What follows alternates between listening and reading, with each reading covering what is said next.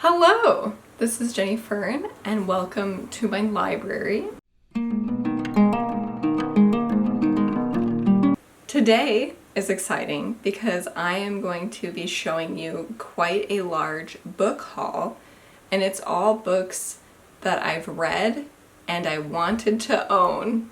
So this is pretty atypical for me, getting a lot of books. Because I typically read stuff from the library or from books that I already own. Occasionally I'll go to the thrift store and I'll pick up like a handful of books, but I don't typically go out on the mission to buy a bunch of books for myself. Why is this happening? I got an escrow surplus check, which means I had overpaid into my escrow account for my house, and they sent me a check that I wasn't expecting, and I'm basically treating it like it's free money and I'm getting whatever I want with that.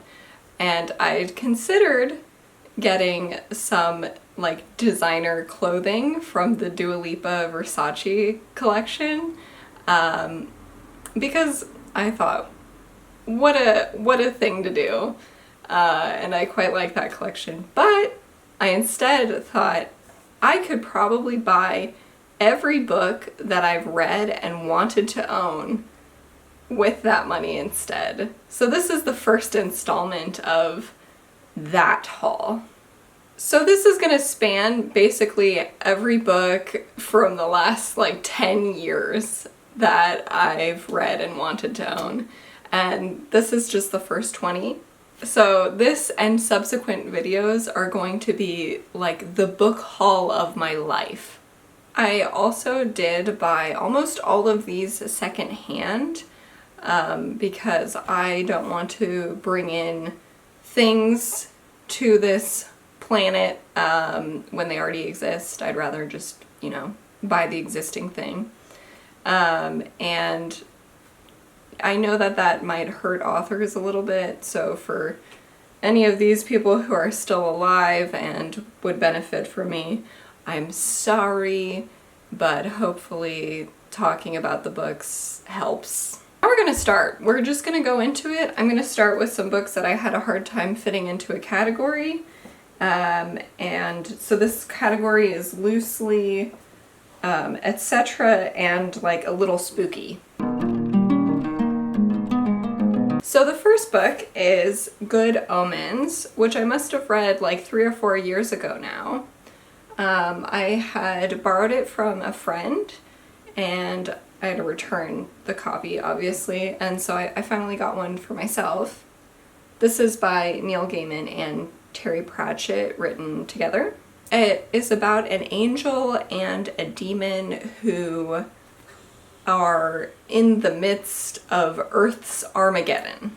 It is quirky. It is in that category of like the broad extended universe of like heaven and hell kind of stuff, which I quite enjoy.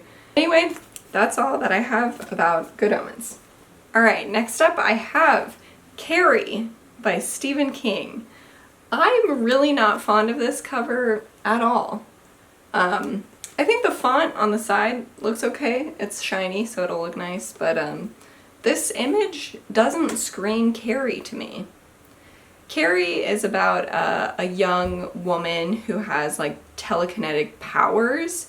She lives in a really restrictive household and she faces some bullying, and there's a big climax at a prom. And you probably know quite a lot about Carrie, but I like it. I think it's a fun story. I like how short it is, and just the idea. Okay, next up is Devil House by John Darnielle. And this is the second book that I've read from this author and really enjoyed. And the other one, Wolf and White Van, is coming soon, hopefully. Anyway, this book is about an author who writes like true crime, and he lives in a house where there were some ghastly murders, and there's a lot of discussion about his career as an author in true crime and his first book and the impact that had. I like the conversations about the responsibility of people when interacting with true crime. And it's a bit of a weird one. The book can feel a little bit disparate at times because there is the exploration into his first book, or I think it's his most popular book, and then what he is working on in the present day. But I quite liked it. So now we're getting out of the kind of spooky theme, and the next book I have is The Remains of the Day by Kazuo Ishiguro. And I read this as an audiobook when I was painting a room in the house that I used to rent. And so this book has associated with it the smell of this really pretty yellow paint. But anyway, it is a book about like a butler who is going through his duties and talking about his opinions on life and his life experience, and he's kind of talking about death and stuff like that. It's a pretty reflective and like quiet story, but I really like it. The next book I have is Sourdough by Robin Sloan. This is a bit of a quirky book about a woman who lives in Silicon Valley.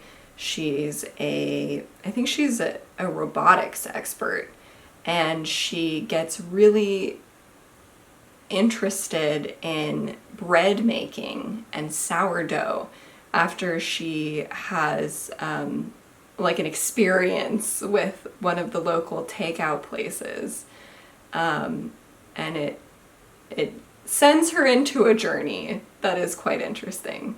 I really enjoyed this book. Next batch of books coming up.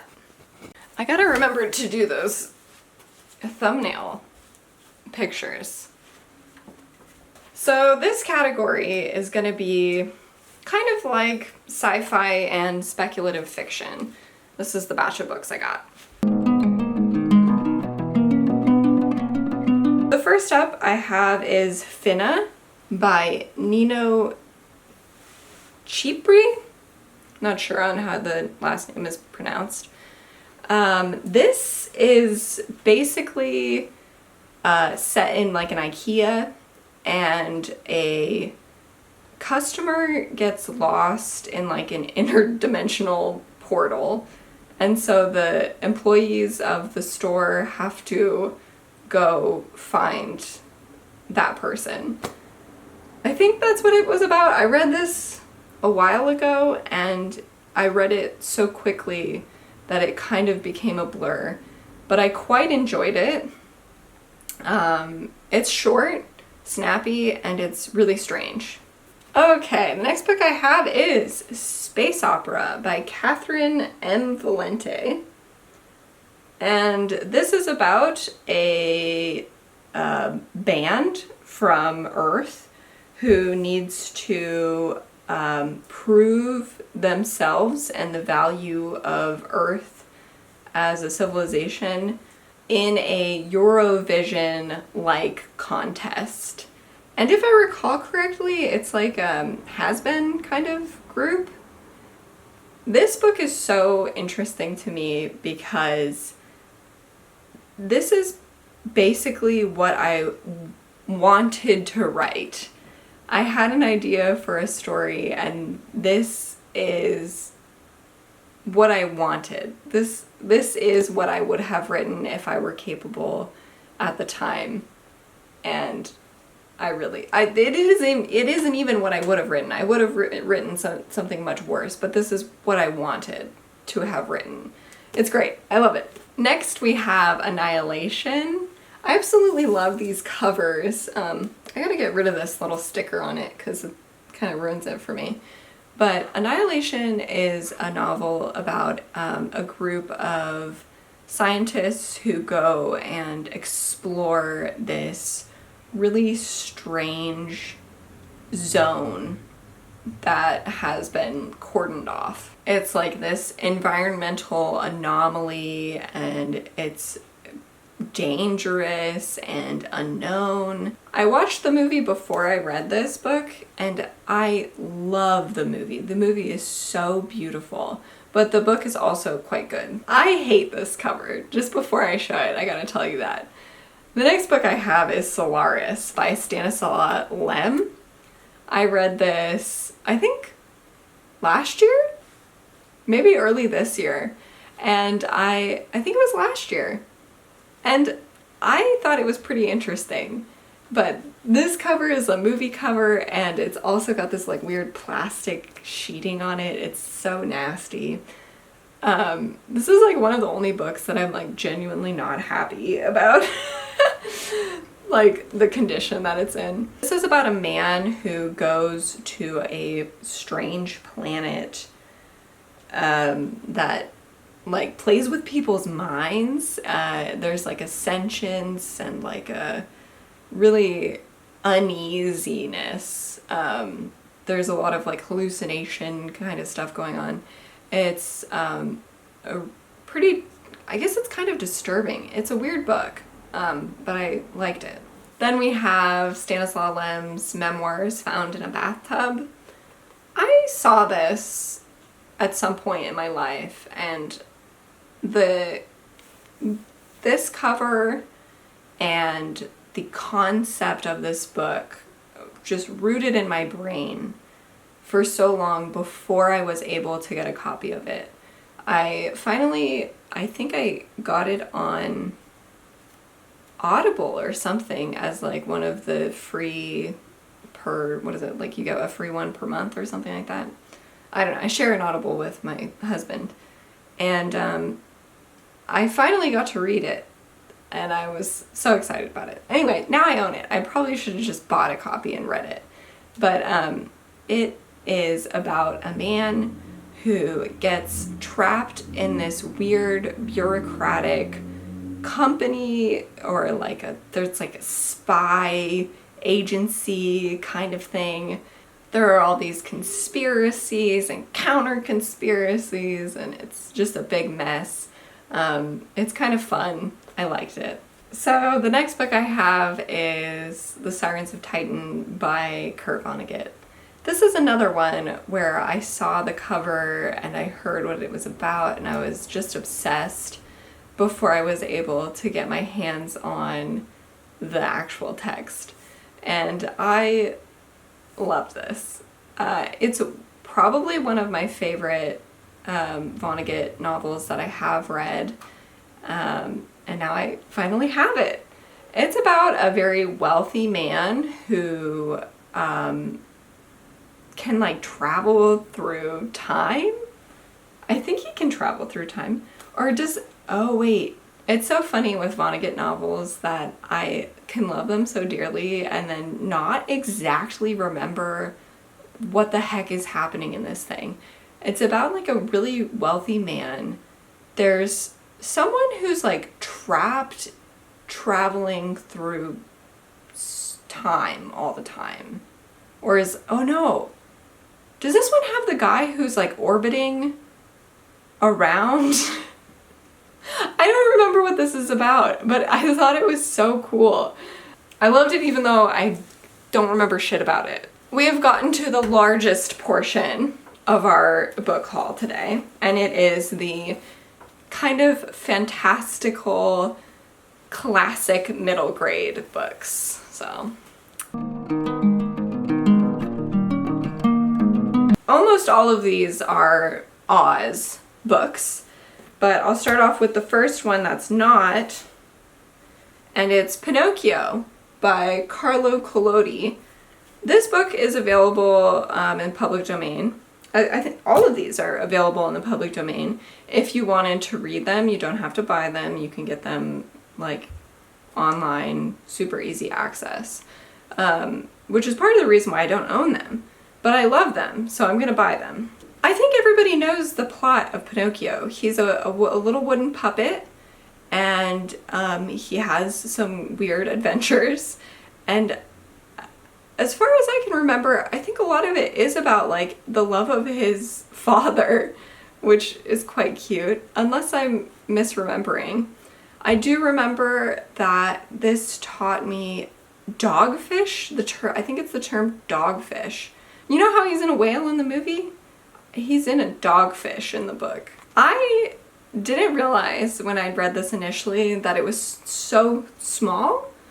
I did look and it says that it's unabridged, so evidently what I read was this short. So now we're going to start with the Oz books. These are going to be in order, starting with the second book, and then I'm missing one of them. So I'm not sure if I just forgot to order it or if it hasn't come yet. But I started reading the Oz books quite a long time ago. I was in college. I had read the book Dorothy Must Die because at the time it was like really being discussed a lot for some reason. And I also read like the other books in that series.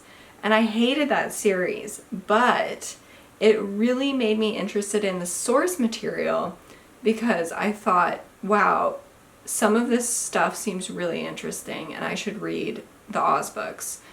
Oz books are public domain, so I was reading them on Google Books on my phone, and I just find them comforting and fantastical, fun, and when I had to spend some time, like 6 months in Italy when I was in grad school, I was really alone and sad, and I read these Oz books when I spent 3 weeks in a hotel, and every morning I was like eating pastries and reading Oz books before I went into work. So I'm quite connected to them, is basically what I'm saying. So I relied on AI to tell me what each of these books' plot summaries are because I can't remember. They all kind of blend in with each other for me right now. So hopefully none of this is wrong, and if it is, I apologize. So first we have The Marvelous Land of Oz. These are all by L. Frank Baum. A young boy named Tip and his companions journey through the land of Oz, encountering new and quirky characters as they work to overthrow a wicked ruler.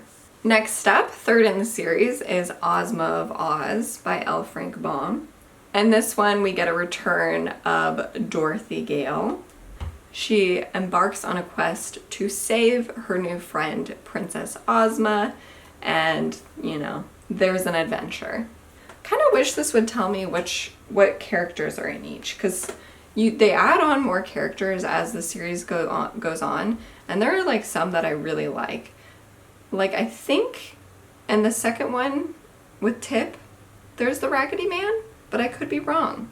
Next we have Dorothy and the Wizard in Oz. Dorothy and her friends find themselves underground in the mystical land of the Mangaboos, encountering strange creatures and joining forces with the Wizard of Oz to find a way back to the surface. If I recall correctly, this is one of my favorites. Now I have The Road to Oz, and this book is one of the coolest books that I own now. It's a hardcover, but it has these beautiful pages with different colors for different sections. So there's purple, blue, like this light blue, and then the orange. It's so cool. Dorothy sets out on a new adventure along the magical road to Oz, meeting an array of colorful characters and making new friends as she strives to reach the Emerald City once more. These plot summaries really are not doing it to remind me of what these books are about. These all say the same thing. They're not all the same thing. They do some crazy stuff in these things. Oh, cute. Okay. This one is The Patchwork Girl of Oz. A patchwork girl named Scraps, brought to life by the crooked magician, joins Ojo the Munchkin Boy on a quest to find a magical ingredient to restore the life of his uncle, encountering whimsical beings and facing unexpected challenges. I actually remember this one from that plot summary. And then we get to Tik Tok of Oz. I know, there used to be a TikTok before there was TikTok. So like the Scarecrow, the Tin Woodman, like all of these people, there's like continually recurring characters that are like fan favorites. Tik Tok of Oz is one of those. The Clockwork Man Tik Tok becomes the central figure in an adventure to rescue the royal family of Ev from the clutches of the evil Gnome King, with Princess Ozma and her friends joining forces. And then we have the Scarecrow of Oz. This one, I think this book is straight up from 1915, which is pretty rad. It's in excellent condition. It's gorgeous. And, yeah, anyway, I'm really happy about this one. So the Scarecrow of Oz is about the Scarecrow, who is now a ruler of the Emerald City. He goes on a mission to rescue the Tin Woodman and faces adversaries and stuff like that. That's it for the classic middle grade / children's literature section. I have one last book. It's in my nonfiction section. And let me go get it. Okay, the last book that I have and that I'm so excited to share with you guys is Gathering Moss by Robin Wall Kimmerer. This book is so beautiful. It's the reason why I got a microscope. It is about a woman and her cultural and scientific relationship to moss, which she studies. It's a really beautiful book, and I love it so much. I read it as an audiobook from the library, and immediately after I read it earlier this year, I was like, I would love to own this book because it was just so great. So this is the last one for the haul today. And now I'm going to do a book recommendation at the end of the video because I think it's fun. Okay, so today's book recommendation request is a book to read while sipping hot cocoa in a secluded mountain cabin. I would love to hear what y'all think, like what you would suggest for this. But I'm going to suggest the book Idaho by Emily Ruskovich. Let me find it. This is the book. It is such a beautiful cover. I bought this from a thrift store based on the cover alone. Had no idea about it at all. And when I read it, it wasn't something that I would pick up if I knew what it was about, because it's quite sad and scary and like dark in its themes and content, but it was so beautifully written, so well written, that I loved it. And now I recommend it to people. For this specific prompt, why I'm recommending it is because it takes place in a secluded house in like rural Idaho. So we've got the secluded cabin part of it down. And then while you're sipping hot cocoa and you feel warmed by that, your cozy vibes, you'll be able to get through the darker themes and trauma of this book. So that's it. We made it through. Thank you so much for watching this ridiculous haul, and I hope you'll join again for the continued installments of this as I get more books in. If you have any ultra specific book recommendation that you would like from me, please leave it in the comments. I would greatly appreciate it. Thank you so much. I will see you soon.